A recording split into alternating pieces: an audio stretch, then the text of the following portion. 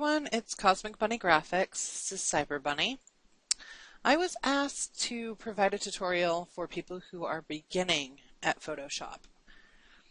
So we'll begin. This right here, this little triangle with the plus sign, this is your move tool. So you can move your image around, or if you have fonts, you can move that around.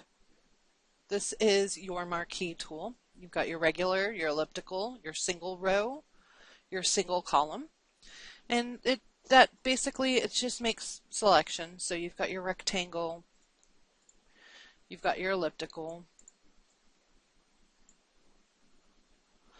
This right here is your lasso tool. You've got your regular lasso, your polygonal lasso, and your magnetic lasso. And yes, I say lasso.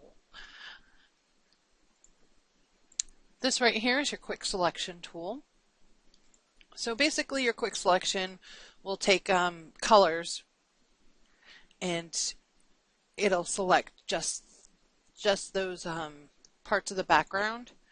It's good for like simple selections, but as you can see, if it can't differentiate from the background to the model, it's going to keep going.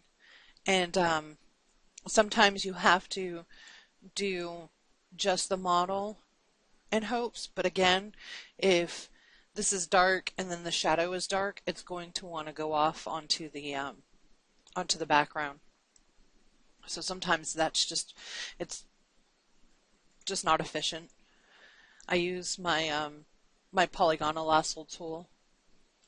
These are your crop tools. So you've got your regular crop, your perspective, a slice tool, and a slice select tool. I honestly don't use any of these. This is your eyedropper tool. So you can make your background and your foreground, parts of the background, parts of the foreground, and be able to color coordinate with that.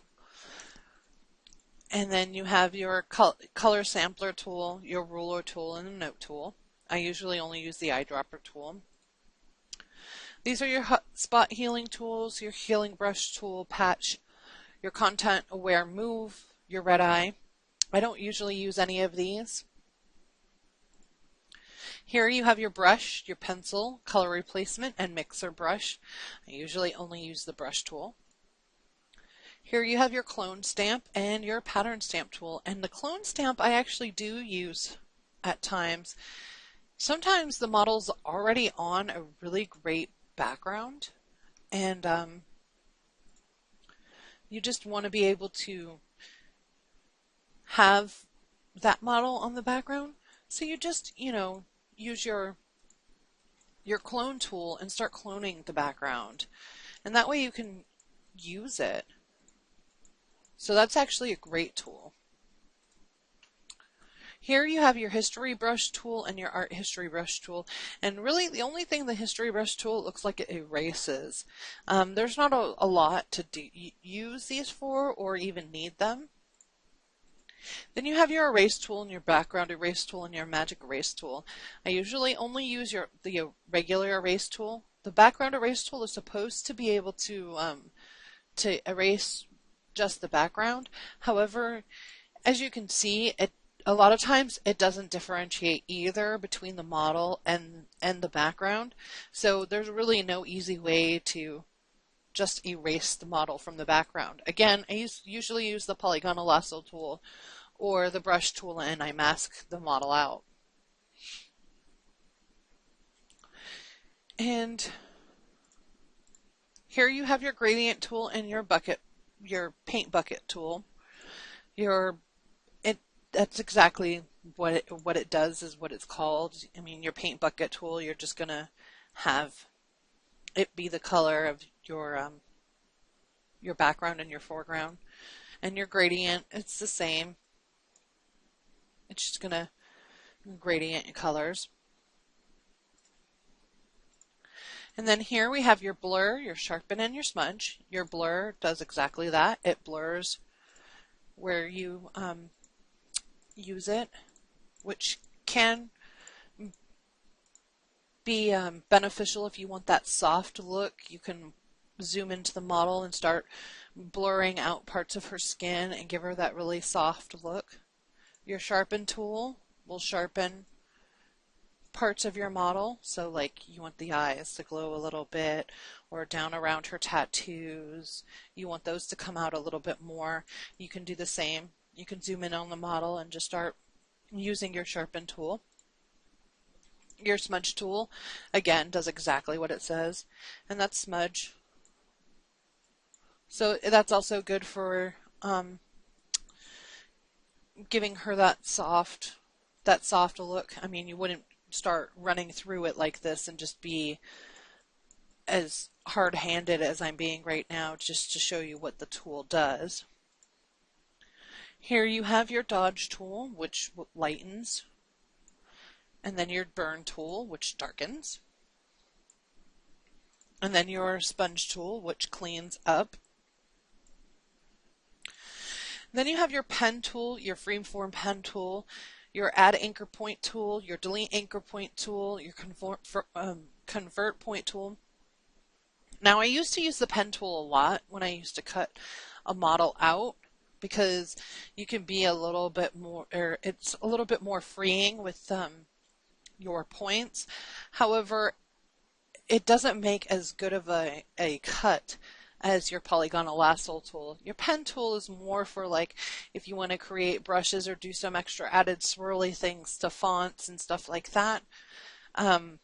Like I said, with the polygonal lasso tool, if you start cutting out your model and then you're like, oh, well, I need to click onto this other screen because, you know, my Yahoo's going off, or I need to check an email or something like that, and you try to click off the screen, which hopefully it'll do so I can show you. All right. So you click off the screen and you go and you do your other things, and then you come back. It already connects the selection, and there's no way around not happening. So when you start cutting with the polygonal lasso tool, you're going to have to finish cutting before you even go off the screen, or you're just going to get this. Okay, and then your text tool, which everybody knows what that is. You go in and you make your text.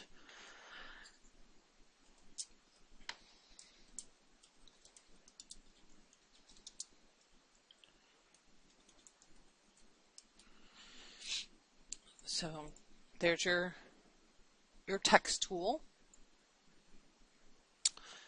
This again is a path selection tool and a direct selection tool. It's good for mapping out different selections. Here's your shape tool, and you have a few different shapes that are already come pre-loaded. You have your rectangle, your rounded rectangle, your ellipse, your polygon, your line tool, and your custom shape tool. I'm not going to show you what each and every single one of them does, but your rectangle tool is just that. It gives you a masked rectangle. Here you have your hand and your rotate view. I never use any of these.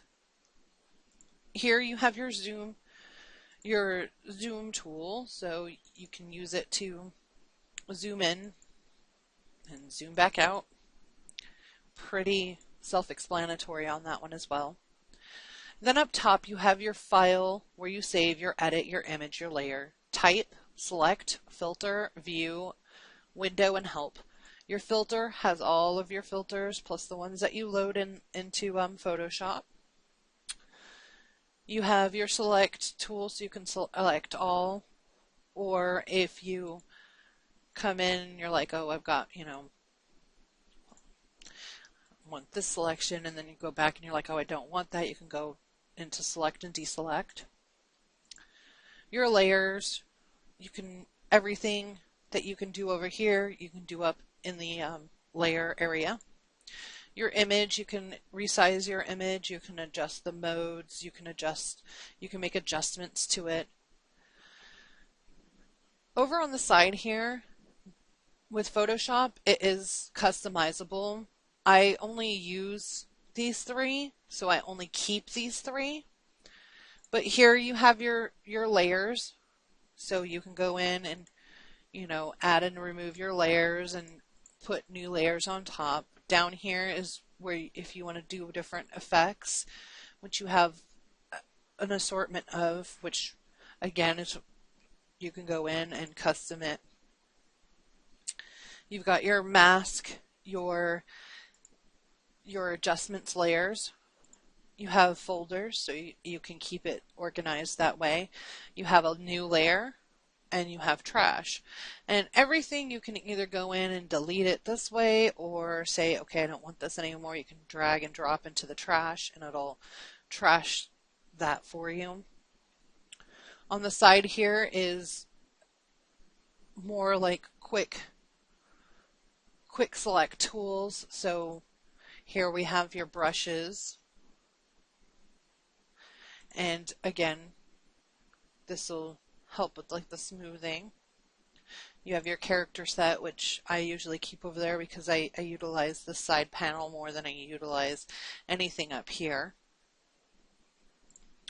This is your actions. If you have actions loaded, there are some already default actions. You've got your styles panel, so you can go in and use styles. And your channels. I actually use channels often when I want to try and darken up a model. I go in and mess with the channeling. Here's your properties. I never use this one. It's just always there, and I just never moved it because I think if I did erase it, it would probably confuse me. So with that being said, that's pretty much Photoshop 101. There is a bunch of things that you can do with Photoshop. It's a great program, and just go in and start clicking around and, you know, moving things around, and don't be afraid to break it, because you can just erase the project and start a new one, and it's no big deal. So, and that's how you learn, as you continue to make mistakes. All right, guys, so that is your Photoshop 101 tutorial. And like I said, I do requests all the time, so you just need to get a hold of me. You can either email me, or you can come onto the board and you can drop me a PM. You could talk to Sydney or Sin and tell them that you have a question, and either one of them will get it to me. And so yeah, there you go.